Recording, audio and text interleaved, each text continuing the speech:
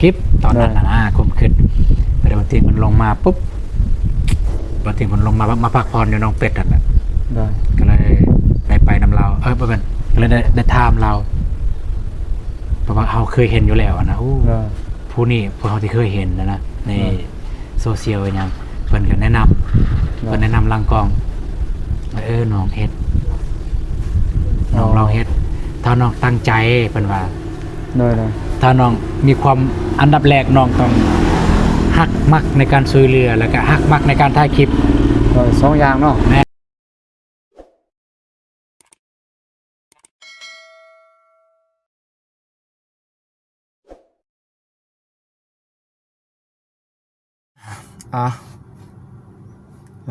มาอยู่ในเมืองมื้อนี้พี่น้องเอ้ยเกี่ยงเดินทางกับบ่าวตูนตอนนี้ก็ยังท่าบ่าวตูนแบกเขาธนาคาร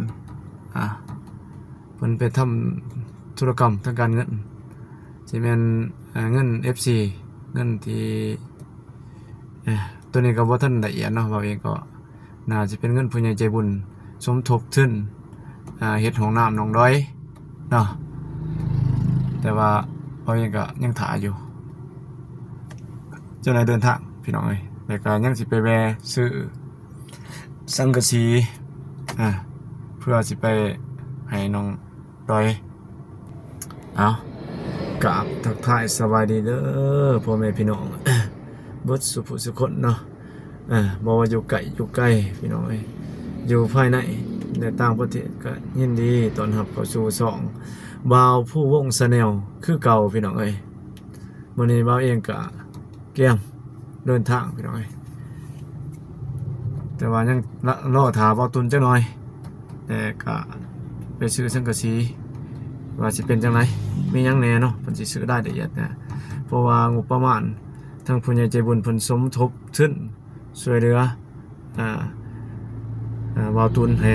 ไว้วางใจเนาะไปเนื้อเสียใจบ่าวตุนให้บ่าวตุนเป็นสะพานบุญก็ยินดีนำบ่าวตุนเด็กอนุโมทนาสาธุเนาะดีใจนำที่ผู้ใหญ่ใจบุญได้มาเฮ็ดบุญเฮ็ดกุศลเนาะได้ก็ร่วมบุญกับบ่าวตุนได้ก็บ่าวตุนก็เพิ่นก็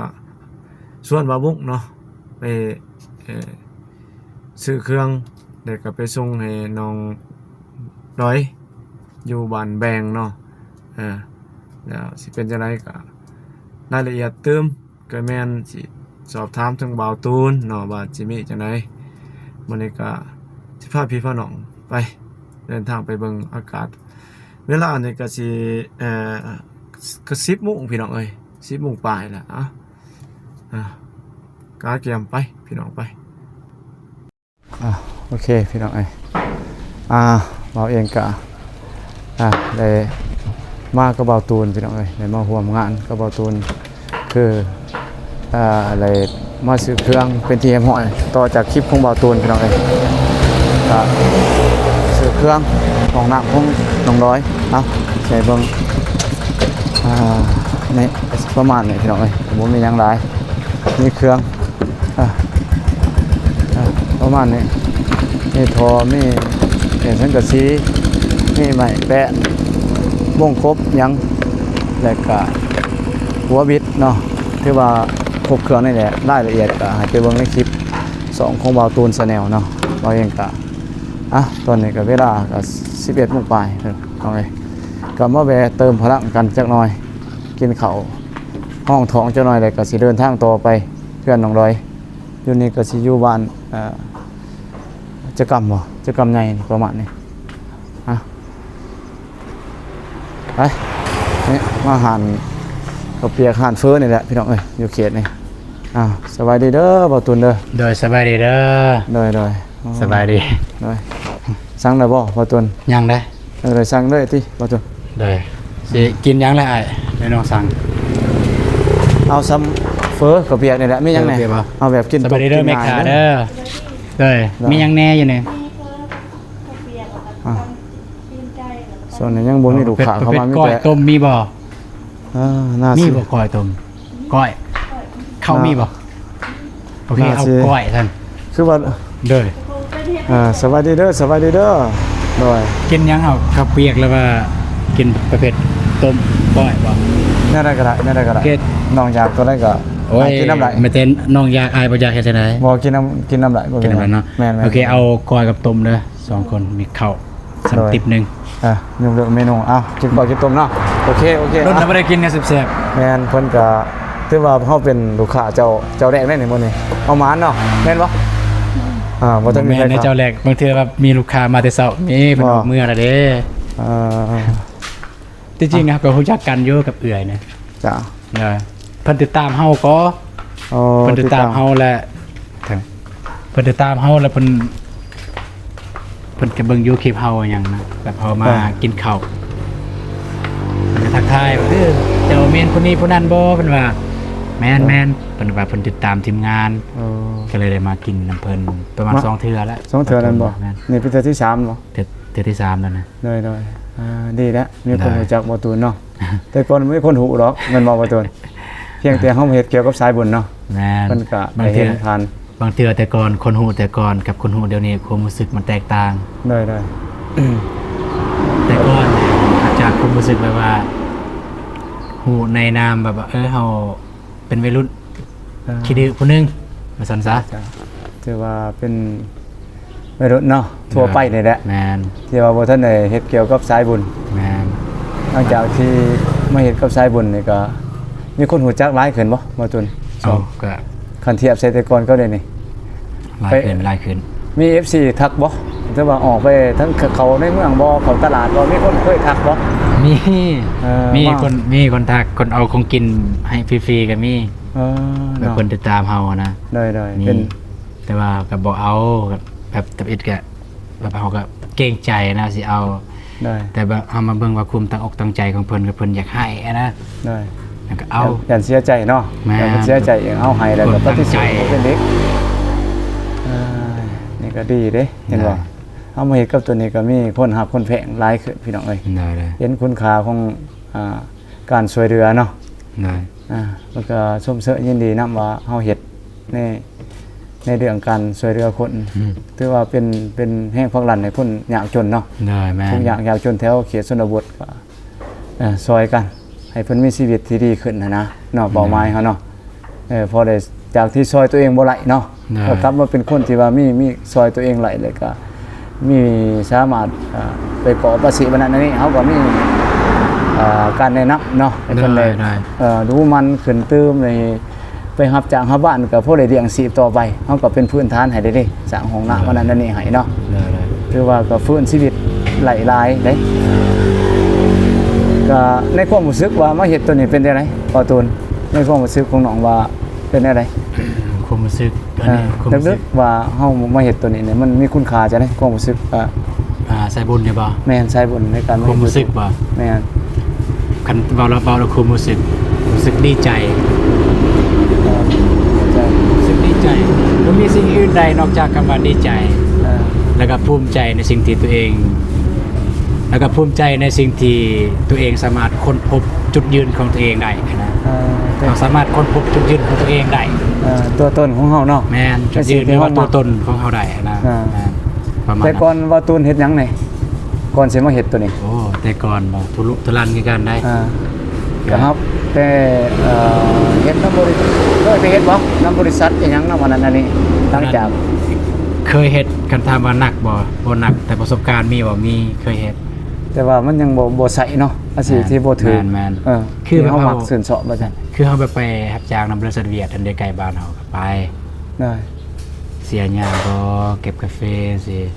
ก็ ใส่ปุ๋ยบ่จังซี่ก็ไป ก็ผ่านความยากลำบากมาคือกันเนาะ เคยไปแม่น ก็หลายบ่หลายทีแล้วก็มาจังได๋จังมาตัดสินใจว่าเฮ็ดเป็นจริงเป็นจัง ตัดสินใจว่า มาพอจังได๋ล่ะผู้ใดเป็นผู้เริ่มต้นบ่แนวอะไรมันคลิกในใจขึ้นมาว่าจะไปเฮ็ดนะเห็นคลิปบ่แนวไหน มันสิเว้ากับบ่าวตูนก็เป็นผู้หนึงที่ตั้งแต่ตอนนั้นแหละมีความฝันอยากคล้ายๆคือแบบว่าอยากอยู่ในโลกโซเชียล เห็นแต่เขาเป็นนิดไอดอลเนาะ แม่น แต่เฮาเฮ็ดแนวใดมันจะสิได้นะ เฮาบ่าวตูนเริ่มเฮ็ดตั้งแต่ช่วงโควิดเฮาถ่ายนั่งลิ้นนั่งสั้น มีเบาตูนคนในบ้านแหละเป็นเบาตูนเบาเจ็บ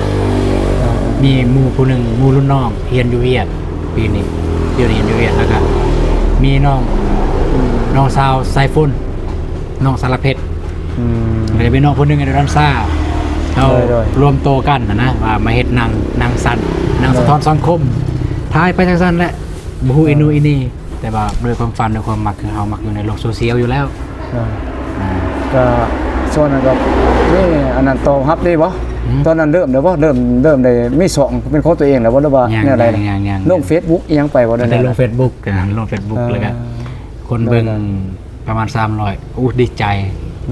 แฮงเลยจนแบบดีใจแบบมีแฮงเฮ็ดต่อแต่ว่าบ่ได้เฮ็ดต่อย้อนก็น้องสาวของเบาไซฟนหั่นเอาผัวก็เลยบ่มีนางเอกขาดไปคนหนึงแล้วมีร้านของประตูนคนหนึงอยู่บ้านร้านของประตูนนั้นเอาผัวปุ๊บเอาผัวบ่มีเลยบ่มีนางเอกก็เลยได้เอาน้องสาวไซฟนมาแทน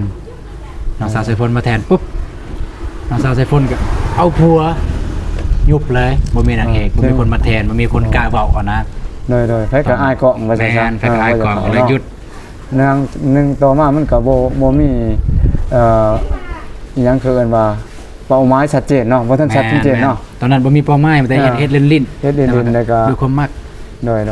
หมู่ว่ามันสิได้จังได๋มาจังได๋มีแต่เฮ็ดดินไปขำไปนํเขาเนาะสนุกสนานไปแล้วก็มาเริ่มเป็นจริงเป็นจังอะไรเฮ็ดช่อง YouTube เป็นช่องของเฮาเองนี่ต้นใดล่ะปีใดก็ว่า25แล้วบ่โดยต้นปี2025ก็คือคนที่สักส่วนเข้ามานี่คือเบาเจ็บด้วยความว่าเบาเจ็บก็เป็นคนผู้นึงนั่นแหละมักอยู่ในโซเชียลนะโดยแล้วเบาก็เห็นเบาเจ็บมันเพิ่นมาเฮ็ดพอเฮ็ดเพลงหลายอันเนาะแม่นทายนั่นทายนี่ไปเบาเจ็บก็เลยสักส่วนว่าไปถ้าเฮ็ด YouTube ด้วยความตอนนั้นเบาตูนก็มีงานประจำคือเฮ็ดอยู่น้องเป็ดหั่นไปนะเฮ็ด YouTube นะพอดีเบาตูนนี่ก็เข้าใจว่าการเฮ็ด YouTube เฮาไปทุกมื้อเนี่ยเฮาต้องใช้เงินนะก็เลยว่าโอเคเบาเจ็บในช่วงเดือนแรกนะโอเคเบาเจ็บเจ้าเฮ็ดก่อนเดี๋ยวเฮาสิเก็บเงินจากก่อนนึงก่อนแล้วสิออกมาเฮ็ด YouTube บ่ได้มีเงินเติมน้ำมันนะครับก็เลยว่าตัดสินใจตั้งเดือนนึงเดือนนี้แหละเมื่อบ้านสลุยบ้านไฟใหม่นะตอนนั้นบ้านบ่ได้ไฟใหม่เมื่อได้แจกของบ่ได้เบาเจ็บเพิ่นมีผู้ใหญ่หรือว่าอ้ายฮักเพิ่นฝากของมาให้ก็คือเสื้อผ้าเฮาก็เมื่อก็ลืมได้ก็เลยหลังจากมาแต่หั่นบ่ตูนก็กึ่งกลางๆกับเฮ็ดกับเวียกประจำกับเวียก YouTube มักเวียก YouTube แต่ว่าตอนนั้นด้วยความตอนนั้นก็ยังบ่ทันมีรายได้นะแต่ว่ามักแต่ว่าคันคาดทางนั้นรายได้ของเฮาทั้งหมดทั้งมวลคืออยู่ทางนั้นรายได้ของเฮานะที่เฮาสิเติมน้ำมันได้มันละจากงานประจำเนาะแต่ว่าสิ่งที่มักที่สุดมันทางนี้นะก็เลยเอาเตียงเพิ่นลงมาบัดนี้แต่เฮาก็ทายก็ไปกับเบาหนงน่ะเลาะทายอยู่เลาะทายแต่ว่าก็บ่ได้ไปทุกมื้อนะ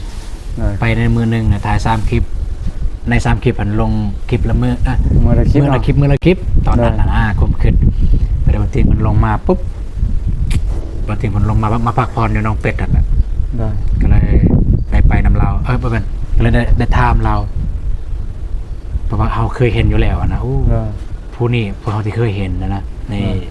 โซเชียลอย่างเพิ่นก็แนะนำลังกองน้องเฮ็ดน้องเราเฮ็ดถ้าน้องตั้งใจเพิ่นว่าถ้าน้องมีความอันดับแรกน้องต้องฮักมักในการช่วยเหลือแล้วก็ฮักมักในการถ่ายคลิป2อย่างเนาะแม่น้องสิเก่งหรือบ่เก่งก็อย่าในการเว้าวันเวลาฮักสิพาน้องเก่งเองเพิ่นว่านั่นของหลังไม้นั่นเพิ่นก็ถือว่าให้กำลังใจดีเนาะแม่นบ่คิดดีเพิ่นก็ว่าเพิ่นก็เว้ากระตุ้นเฮาให้เฮามีแรงนะเพิ่นว่าถ้าน้องเฮ็ดถ้าน้องตั้งใจตามที่อ้ายเว้าอ้ายเชื่อว่าน้องมีเงินใช้ประมาณนั้นมีเงินใช้อาจจะบ่ได้รวยเท่าคนอื่นแต่ว่ามีเงินใช้แต่ว่าพอได้ช่วยเหลือตัวเองได้เนาะแม่นพอได้ช่วยเหลือจนเชื่อได้แล้วซั่นๆก็เลยแอบถามว่าถ้าสมมุติว่าน้องเฮ็ดสิได้เท่าใดต่อเดือนนะตอนนั้นน้องด้วยความว่า ผมไปน้องตอนอยู่น้องเป็ดน้องได้เดือน3 ล้านเนาะ โดย ไม่ได้เตียงว่าถ้าน้องตั้งใจเห็น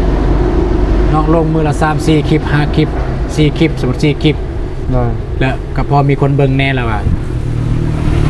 น้องได้ซ้ำ4 หรือ 5 ล้านมันว่าต่อเดือนถ้าน้องตั้งใจได้มันว่าถ้าน้องตั้งใจเห็น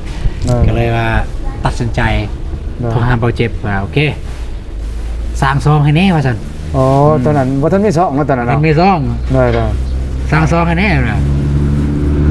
เบาเจ็บกับบ่ทันสร้างเองสมัครเอง อ๋อ ถ่ายเอง ได้ เลยจนถึงปัจจุบันนี้แต่ว่าซองแต่บ่ตูนสร้างเองอันมันบ่ดันบ่ขึ้นฟีด อ๋อ น้อง ได้ สมัครใหม่บ่เจ็บสมัครให้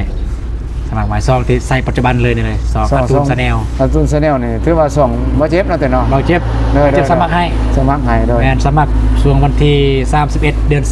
3ยังบ่ทันได้ครบปีนี่นับแต่นั้นมา เริ่มแล้วมันว่า เริ่มเลยแบบตั้งใจเลยถ่ายคลิปตั้งใจบ่ได้เริ่มผ่านผู้ติดตามผ่าน มัน วันนี้มา มัน ผ่า มาน บูมช่วงไหนช่วงที่ว่ามีคนผ่านมีบ่แต่เฮาเฮ็ดมาเนี่ยอืดๆมันคลิปบ่ไปบ่มาคนติดตามก็ขึ้นมื้อละ 2-3 คนแล้วมาบูม 4-500 คนบาทเดียวขึ้นได้หลายหันนะช่วงเบาเตียงบ่ได้ช่วงไหน ช่วงบ่เตียงกันแหละ เบาเตียงท้องลดลงมาเนาะ แม่นช่วงบ่เตียง อ๋อ เฮาปฏิเสธเพิ่นบ่ได้ ได้ คันบ่มีเพิ่นเนี่ยบ่มีเฮาในมื้อนี้ ได้ แล้วก็ที่ลืมบ่ได้ก็ FC ทุกท่านนั่นแหละ ได้ FC ได้ ที่ติดตามเฮา ติดตามแล้วก็ช่วยมาเบิ่งมาให้กำลังใจมาเขามาเบิ่งโฆษณาให้เฮาว่าซั่นเนาะเพราะว่าเฮาได้รายรับทางเดียวคือโฆษณาเท่านั้นเนาะ แม่นเฮาได้รายรับจาก YouTube ก็คือบ่ข้ามโฆษณาจากพ่อแม่พี่น้อง FC ทุกคนนั่นแหละ โดย ถ้าเพิ่นข้ามเฮาก็บ่ได้ เฮาก็ถือว่าบ่ได้นะครับหยังเนาะ แม่น เฮาก็สิบ่มีเงินน้ำมันได้บอกง่าย แม่น ๆแต่มากินมาอย่างนี่ก็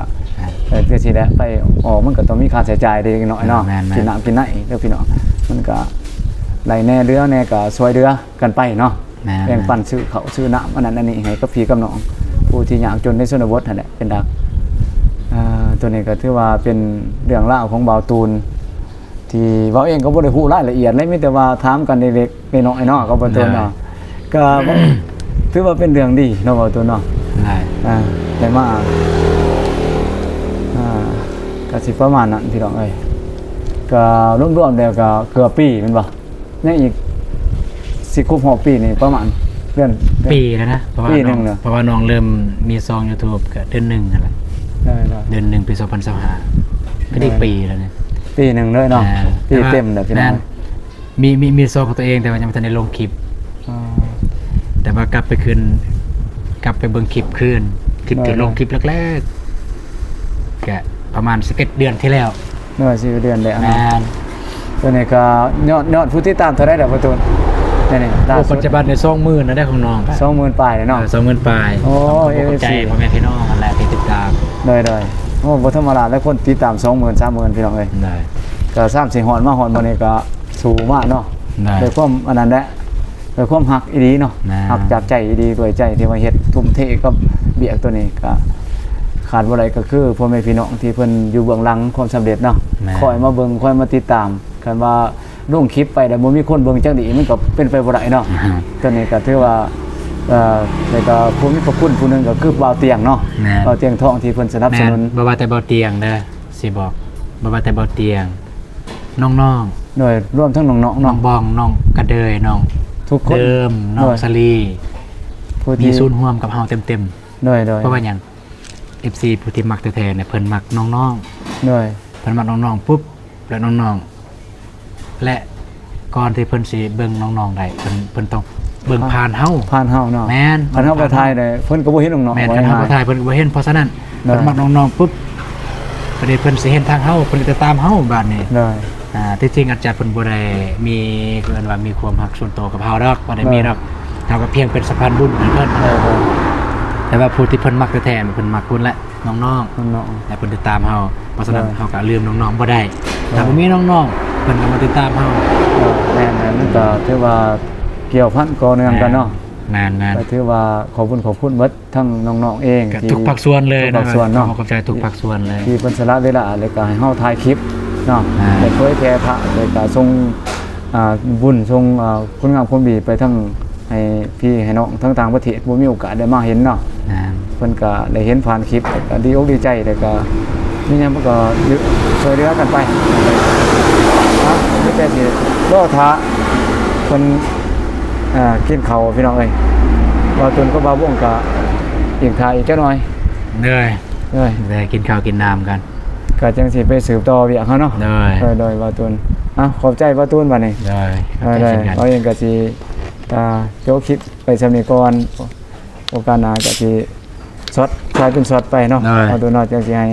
FC ได้เบิ่งเติมอีกพี่น้องเอ้ยพอดีแล้วพี่น้องเอ้ยยังรอถ่ายอยู่พอดีเพิ่น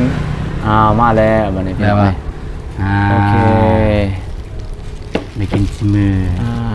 มาแล้ว ได้กิ มาน แล้ว ซิมื พี่ อ น้อง ไม่มานจากเดือนละหัน 7 เดือน มากินข้าวเด้อพี่น้องเอ้ย เกิดไหม เด้อ รู้จักกัน โดยโดยเอาเข่าเด้อ เขานั่ง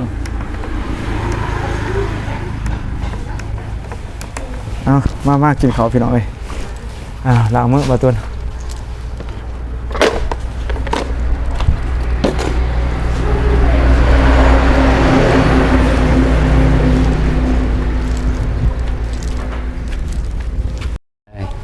กินบ่ตุนมาพี่น้องเอ้ยพ่อแม่พี่น้อง อันนี้เผื่อพ่อแม่พี่น้องเด้อ โดยมาเด้อพ่อแม่พี่น้องเอ้ยกินข้าวข้าวฮ้อนๆเนาะก้อยครับต้ม ปลากับต้ม มามาเด้อ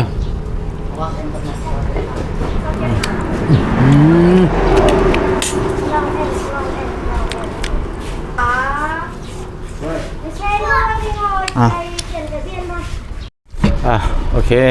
พี่น้องเอ้ยเรียบร้อยบ้านนี้เติมพลังมาแซ่บเนาะบ่ตัวเนาะ แซ่บ โอเคอยู่โอเคมีแต่สิเดินทางต่อพี่น้องเอ้ยเราก็กินข้าวไปที่หม้อยก็บ่มีหยังหลายพี่น้องเอ้ยมาแบะกินข้าวเลยก็สิเดินทางไปบ้านหนองร้อยเอาเครื่องไปส่งอย่าว่าสร้างมันสิท่าเนาะอย่ามีผู้ไปเฮ็ดนะมีทีมงานไปท่าก่อนหรือว่าครอบครัวของน้องพ่อแม่น้องร้อยเพิ่นเฮ็ดกันได้จะได้บ่อย่าว่าเพิ่นสิท่าอุปกรณ์เนาะนำเฮาก็สิเดินทางต่อพี่น้องเอ้ยนี่แต่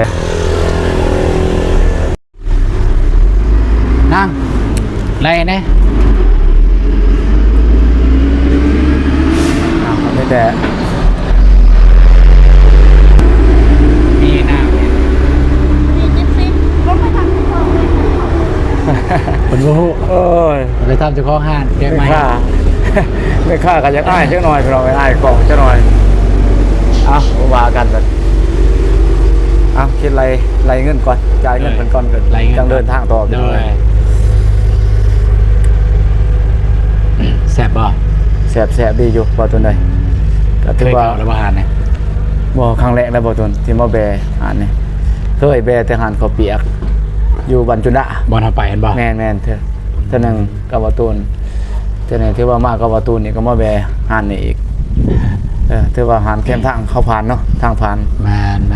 เกิดเมื่อทั้งเสกองเมื่ออันนั้นก็เริ่มหลักจึงเป็นผ่านท่านนี่แหละพี่น้องโอเค เด้อ ตัวนี้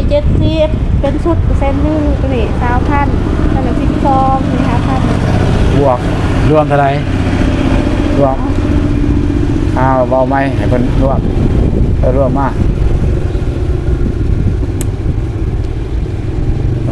เนาะราคาใจดีลดราคาให้อีกเลย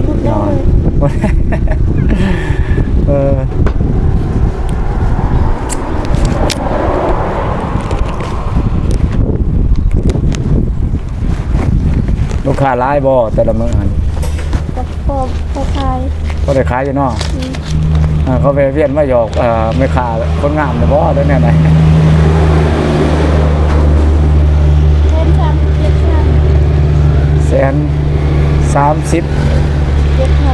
7,000บ่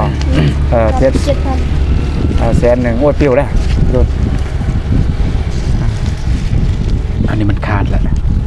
สาวเงินคำแก้วเฮายูทูบเบอร์อันนี้ อบ่ล่ะ พออยู่ เอาน้ำหมายคือ พออยู่